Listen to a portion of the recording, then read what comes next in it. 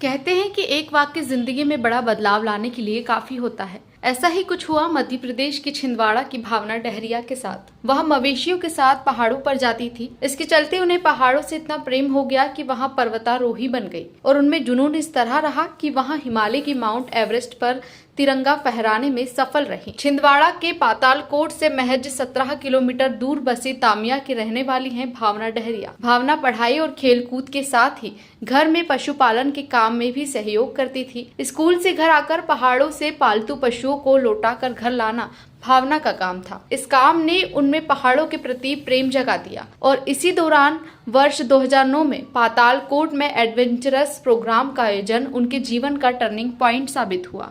उसके पहले तक भावना को यहाँ नहीं पता था कि पर्वतारोहण भी कोई गतिविधि है। इसके लिए किसी कोर्स की जरूरत पड़ती है। भावना ने स्कूल के दौरान बास्केटबॉल और साइकिल पोलो में नेशनल खेला है। खेलकूद में अव्वल रहने के कारण भावना को तामिया के शासकीय उच्चतर माध्यमिक विद्यालय से एक हफ्ते के लिए इस एडवेंचरस प्रोग्राम में शामिल होने का मौका मिला। इस दौरान उन्हें पर्वतारोही के संदर्भ में विस्तार से जानकारी मिली। भावना के पिता मुन्ना लाल डहरिया शिक्षक और माता उमा देवी गृहिणी हैं। वहीं उनकी 4 बहनें और एक भाई भी हैं।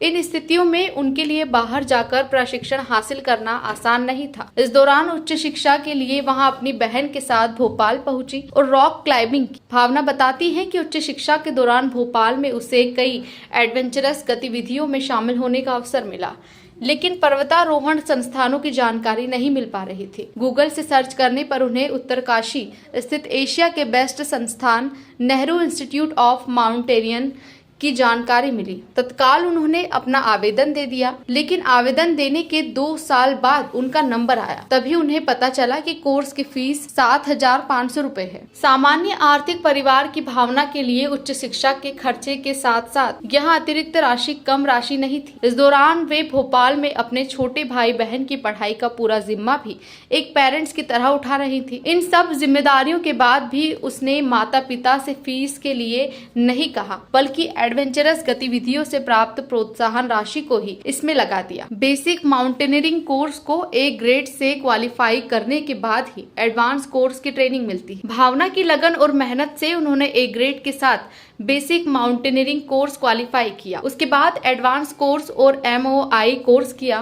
कोर्स के साथ पहली बार उन्होंने गढ़वाल हिमालय की DKD चोटी चढ़ी, जिसके बाद भावना में अब आत्मविश्वास आ चुका था। माउंटेनियरिंग से जुड़े सारे कॉन्सेप्ट क्लियर हो चुके थे। इंडियन माउंटेनियरिंग फाउंडेशन दिल्ली की तरफ से मध्य प्रदेश से भावना को चुना और उन्होंने 6000 मीटर की चोटी मणिरंग पार की। अब माउंट एवरेस्ट चढ़ने का सपना पूरा करने की बारी थी। उत्साह से भरी भावना 2 अप्रैल को भोपाल से काठमांडू के लिए निकली और 6 अप्रैल से उनकी यादगार यात्रा की शुरुआत हुई और अंततः भावना ने 22 मई 2019 को विश्व की सबसे ऊंची चोटी पर पहुंचकर देश का तिरंगा लहराया। इसके बाद भावना ने अफ्रीका के किलिमंजारो में दिवाली के दिन 27 अक्टूबर 2019 को भारत का तिरंगा लहराया। कहते हैं कि अगर पूरी शिद्दत से प्रयास किया जाए तो सपने बेशक सच में तब्दील होते हैं, फिर चाहे हालात जैसे भी हो। छिंदवाड़ा जिले के प्रसिद्ध स्थल पातालकोट से महज 17 किलोमीटर की दूरी पर स्थित ग्राम तामिया की बेटी भावना का पर्वतारोही बनने का सपना भी कुछ ऐसे ही हालातों के बाद साकार हो सका है। भावना विश्व की सबसे ऊंची चोटी माउंट एवरेस्ट फतह करने वाली मध्य प्रदेश की बेटियों में शामिल हो गई हैं और उन्होंने अफ्रीका की सबसे ऊंची चोटी किलिमंजारो पर पिछली दिवाली पर तिरंगा लहराकर दिवाली मनाते हुए छिंदवाड़ा जिले के साथ ही प्रदेश और देश को गौरवान्वित किया है। भावना डहरिया की जिद और जुनून ने उनके हौसलों को साहस और हिम्मत दी है, जिससे वहां आज नन्हे पर्वतारोहियों के लिए एक प्रेरक पर्वतारोही भी बन गई हैं। संवाददाता नितिन जायसवाल की रिपोर्ट। होते हैं वो हर माउंटेन का अपना एक चैलेंज होता है। ऐसा नहीं कि माउंट एवरेस्ट और बाकी माउंटेन सब एक जैसे हैं, सब अलग अलग हैं। उनमें चढ़ने की टेक्निक्स भी अलग अलग हैं और उनमें जो आने वाले चैलेंजेस हैं वो भी अलग अलग है। कहीं बहुत ज्यादा विंड है, कहीं पर बहुत ज्यादा ठंड है, तो कहीं पर रॉकी एरिया है। तो ये सारे चैलेंज हमको फेस करने पड़ते हैं और ऐसा नहीं कह सकते कि सबका एक्सपीरियंस एक जैसा, सबका अलग अलग एक्सपीरियंस है। और मुझे इसके लिए सपोर्ट हमारे जैसे एवरेस्ट के लिए तो हमारी सरकार ने किया था और जब हम और इसके बाद मुझे प्राइवेट जो कंपनियां हैं वो अब मुझे इसके लिए स्पॉन्सर करती हैं और मैं माउंट ट्रेनिंग करके वहाँ पर जाती हूँ।